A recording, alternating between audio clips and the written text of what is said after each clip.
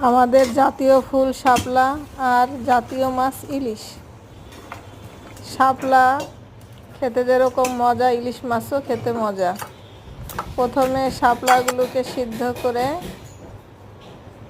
তারপরে ইলিশ মাছে মশলা দিয়ে মাখিয়ে নিলাম। তারপরে ফ্রাই প্যানে তেল গরম দিব,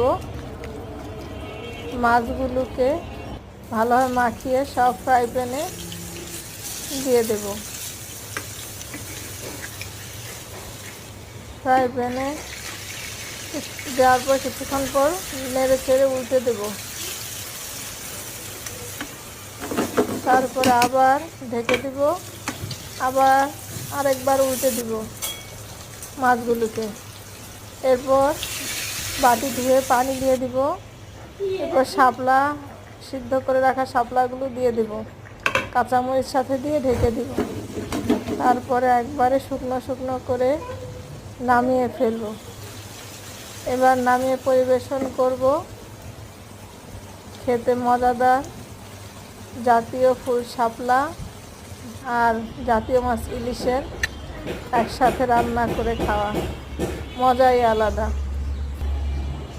সবাই ট্রাই করবেন।